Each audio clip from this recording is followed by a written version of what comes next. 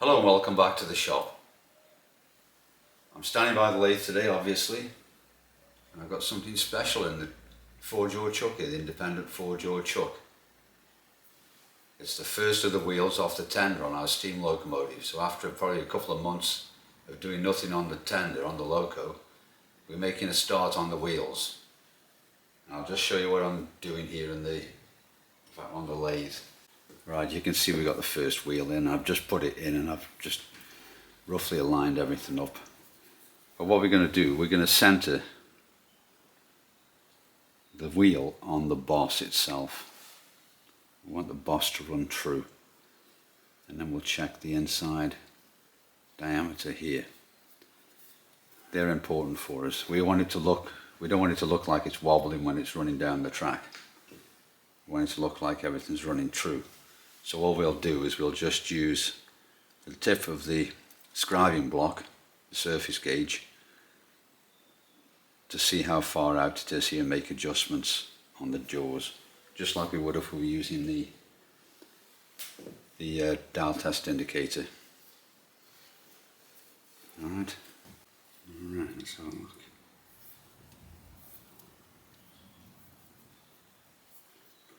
In there.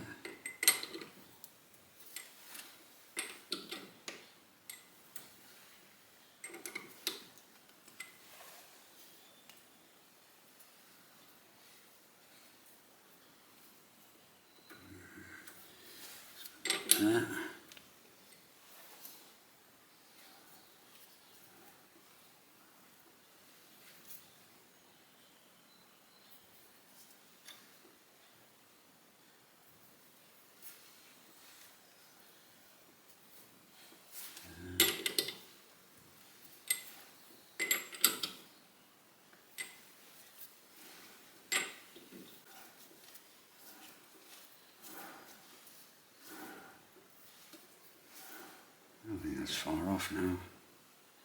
What's it like with the face?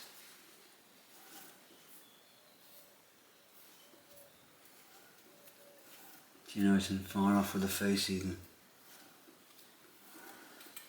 I'll just check, make sure everything's tight with that. That wasn't particularly tight. I don't want it flirting out.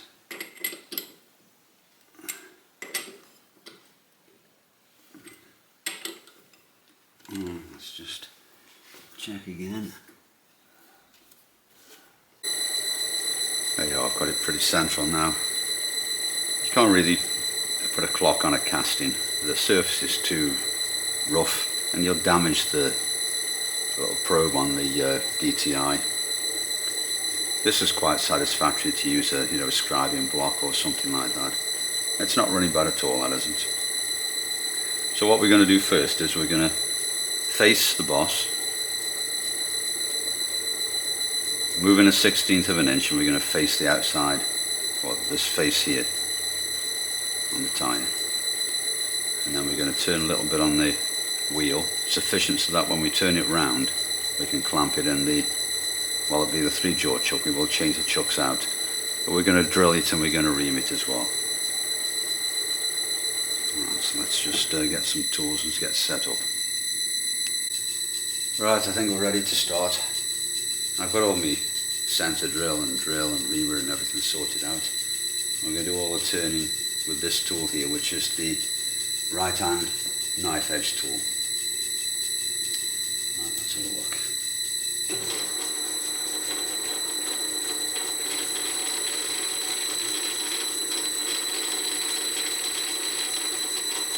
What we want, that boss has got to stick out 1/16 of an inch. So if we come out and just touch on the wheel out to here, and you can zero that. Gives an idea how much we've got to take off.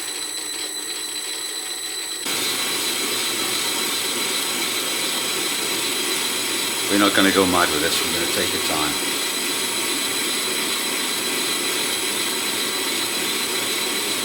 We could up the speed, no problem at all, because using tungsten carbide, but I don't want dirt and crap and everything flying all over the place. At the moment you see the cast iron's pretty well contained. You speed that up and the stuff will be flying all over.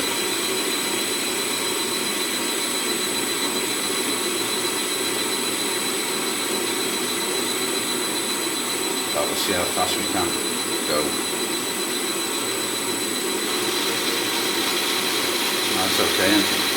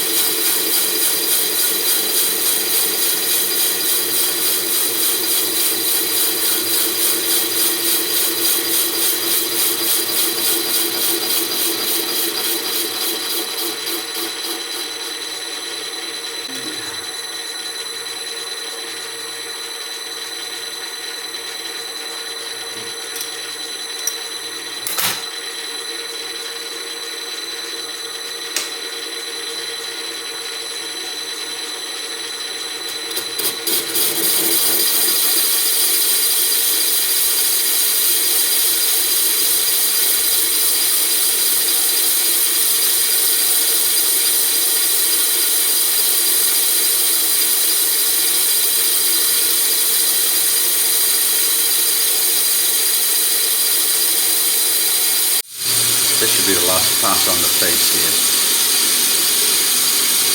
and then what we'll do, we'll come out the 16th and we'll face that off here, the boss. What I'm trying to do is balance the amount I'm going to take off the front and back so that the wheel looks symmetrical and looks correct. This is a bit more than I thought I would have to take off this side.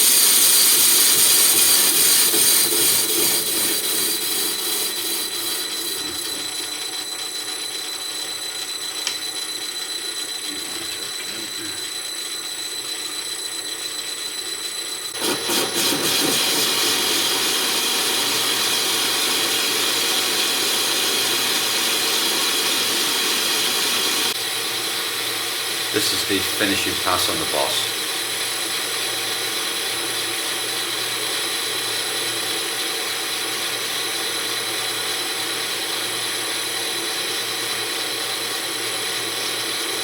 After this we're going to drill, center drill, drill and then ream.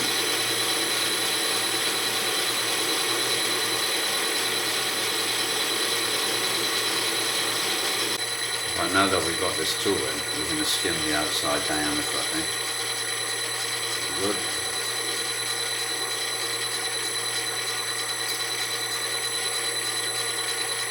I'm going to skim them all to the same dimension. Zero that.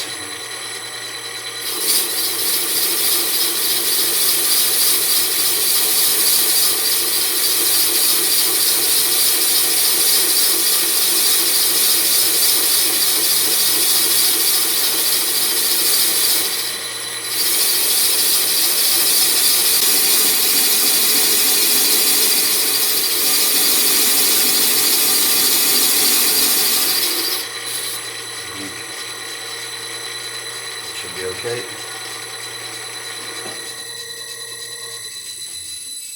Just get an idea what size that is. That's 4 inches. 3 15/16 is what we're after. When we start profiling it, we'll go down to 3 15/16. But that's okay for time being. That gives us something to grip on when we turn it round in the, I'll put it in the 3-jaw chuck, you see. Right, let's do some some drilling. It's a centre drill.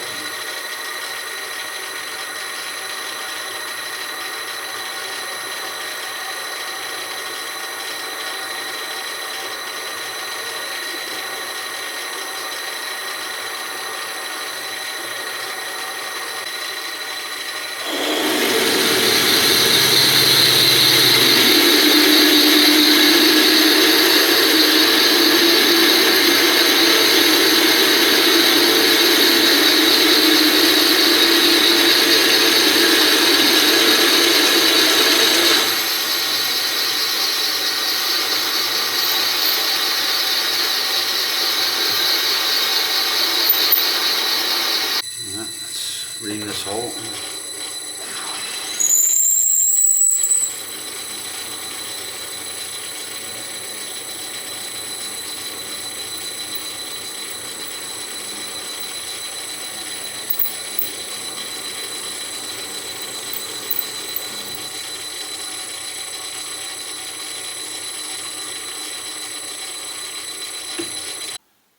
I've just ground up a 45-degree chamfer tool. I've got it in the tool post now to allow me to do the chamfer on the inside. Let's see what it's like.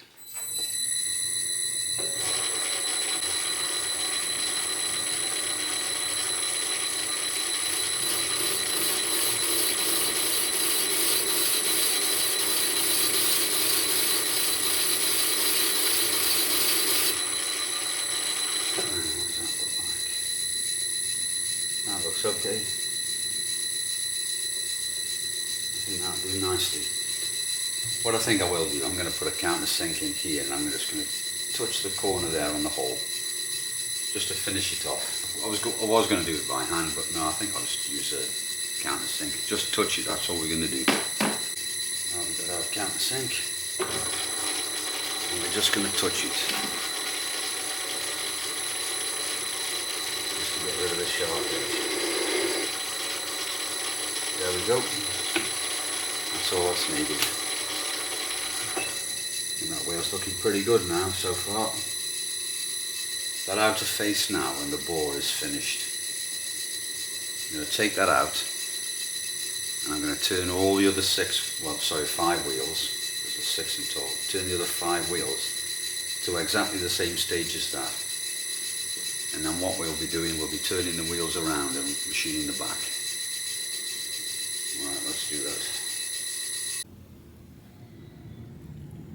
Okay, there you go. That's the wheel. Right, I shall do all the others and let you have a look at them when I've done all the others to the same stage.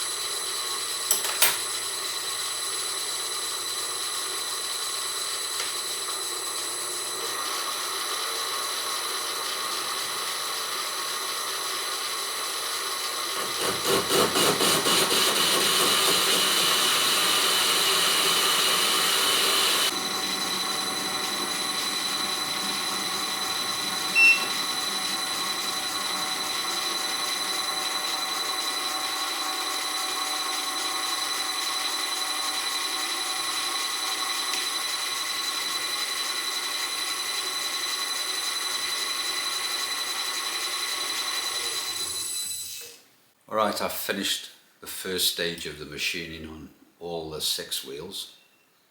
Pretty good now. You can see that. Just bring a bit closer. There you go. So the outer face of the boss is finished, the bore's finished, and we've rough turned the outside diameter to give us a true diameter, so we've got something to hold. And I've got all 6 of them on the bench here. I'll just show you. I'll get you a photograph and show you.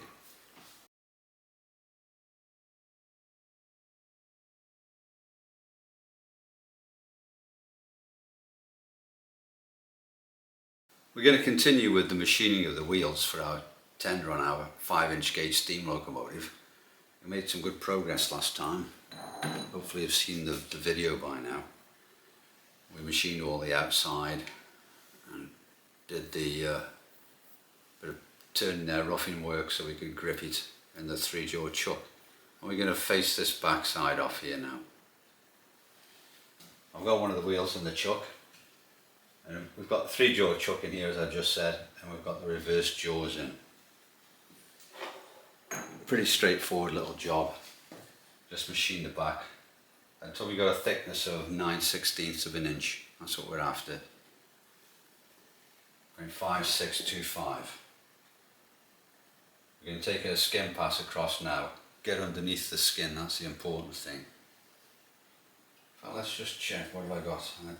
Usually got about 5/8, I reckon, on hand. Yeah, we've got about 5/8, so we've got a 16th to come off. I'll take 25 off just to get under the skin, and then we'll take a proper dimension so we know exactly what we're doing. I'll bring you in a bit closer, let you have a look. Alright, let's go.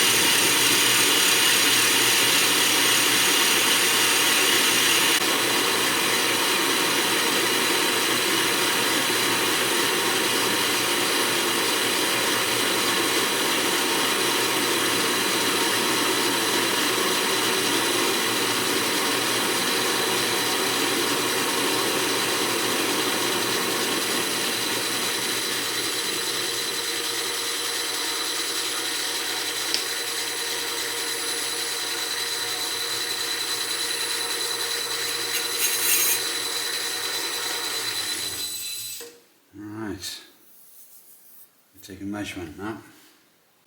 Let's have a look then.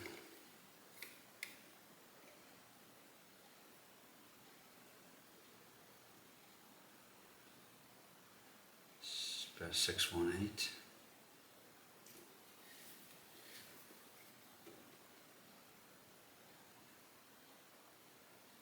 That's about 615.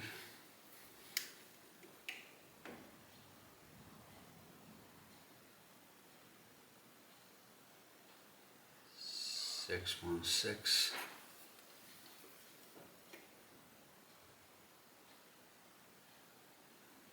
616.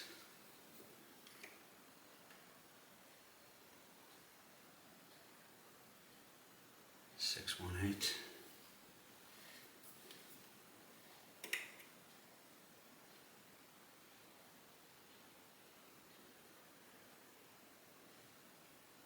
616. That's not far off at all, is it really? I think that's pretty good for what it is. We'll leave it at that. We could fart around all day trying to get them thousands out. That's what it is, it's a simple wheel. It's important to get it good. You don't need to worry too much about it, especially on the tender. Alright. Let's take another cut off.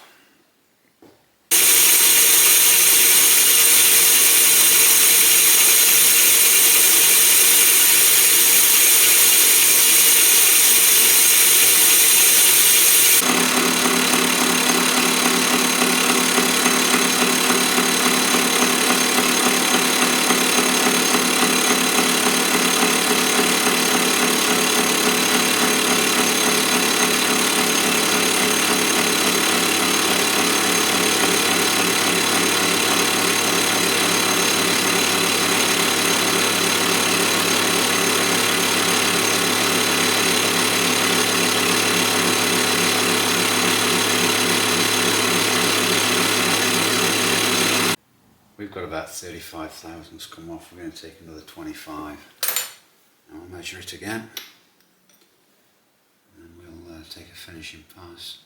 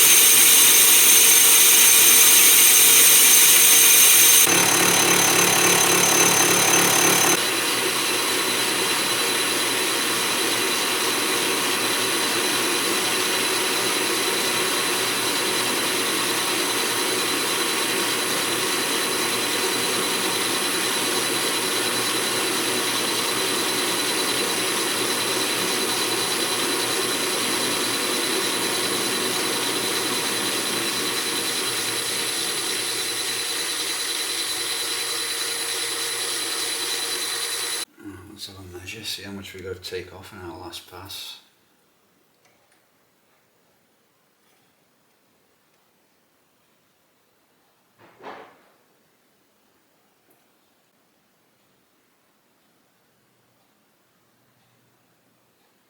$625 what we're after.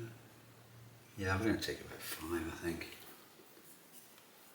I'm going to take much more than that. And just see what it looks like.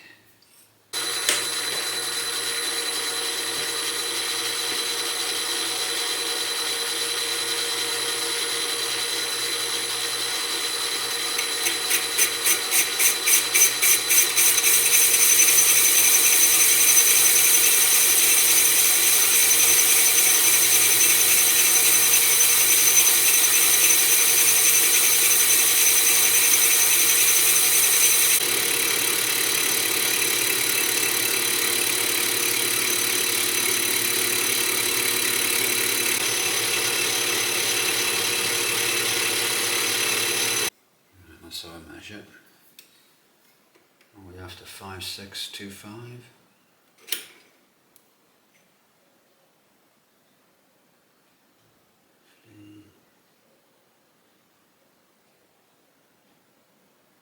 625.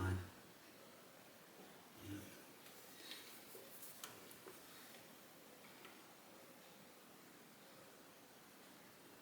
6 3, I'd say that there. 5 6 2 5. So I'm happy with that. That's 9/16. What we're going to do now, we're just going to do a little chamfer on that bore. And we're going to turn this down to the outside diameter of the flange itself, what it should be, and get rid of all this rough cast. There's less to machine then when we put it on the mandrel to turn the profile. Let's do this first, and I'll sort out what diameter I want to turn that to.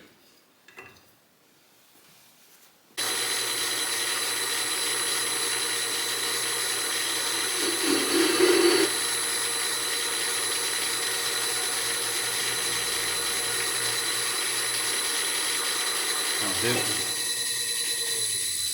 You don't need much at all, just enough to break the edge, because that's going to butt up on the shoulder on the shaft. Be okay, that will be nice. Right, I'll sort out what diameter I'm going to turn that to. Alright, for the wheel profile I'm using my Model Engineer's book. A little handbook here, it's very good, it's got a lot of information in it. And there's a picture and a table there of the various standards, 4, 5 inch gauge. In fact, it covers 2.5 inch gauge, 3.5 inch gauge, 5 inch, 7.25, 9.5 and 10.25. The common sort of model engineering ones. And according to my calculations, I need my outside diameter over the flange itself, 4.2175, thereabouts. Thereabouts.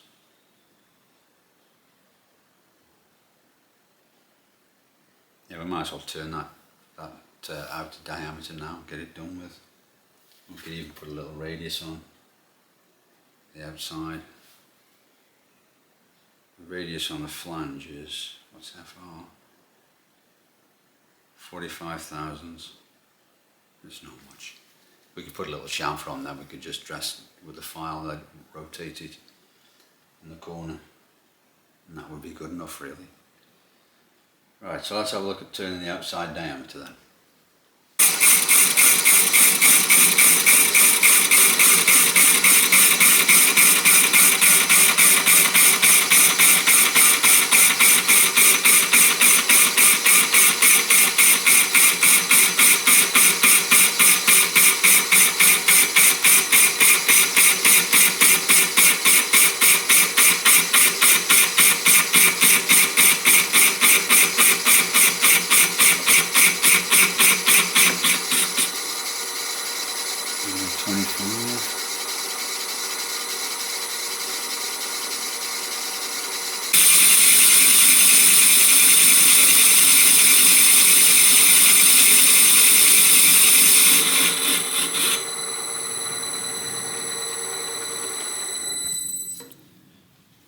Take a dimension. I'll take another 20 off. That's 10 each side. Bring us close to size. This is 4.2175 for the outside diameter of the flange.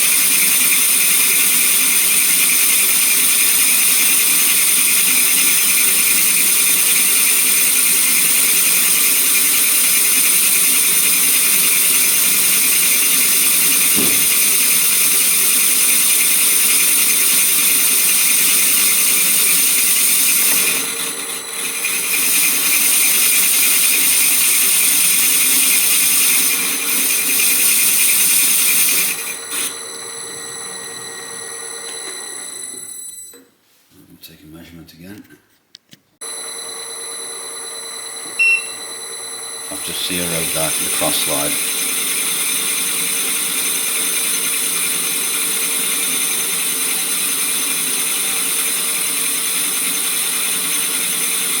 So we'll turn all the other wheels to the same diameter then.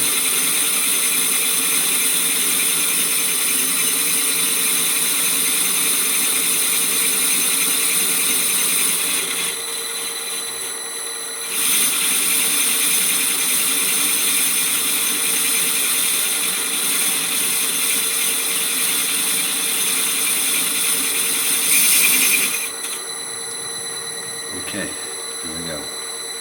Now I'm going to put a chamfer tool, and we're going to put a chamfer on there, and we're just going to work the radius with our file.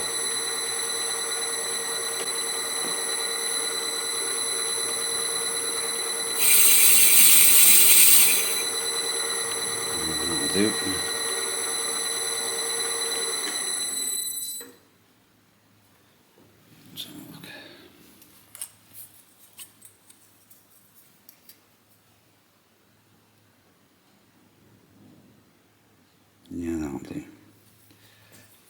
got radius in it now.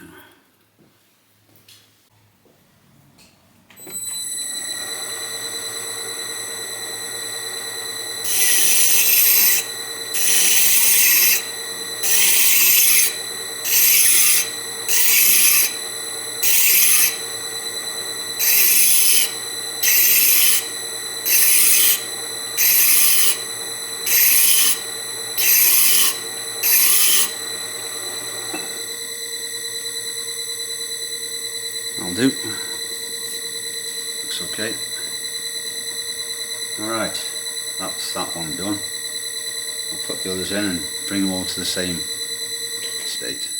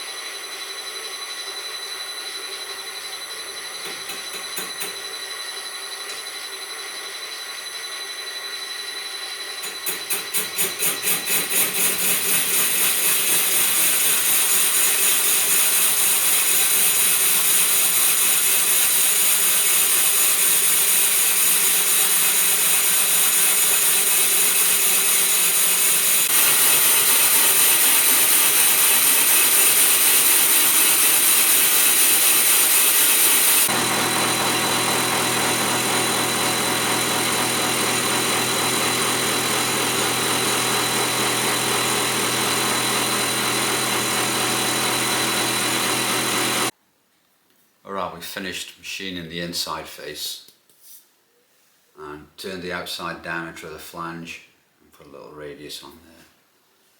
Done all 6 wheels, they're all done now. I'll get a photo and show you them all done. Okay, so that means that the inner face, the outer face and the bore are finished now. What we've got to work on now is the actual tyre itself and the flange. So we're going to be making our dummy faceplate and mandrel to fit this on to allow us to turn the outside. So we've got to make that now. So that's our next job. But that won't be for today, that'll be for tomorrow. That's enough for today, I think. So anyway, thanks for watching and I'll see you next time.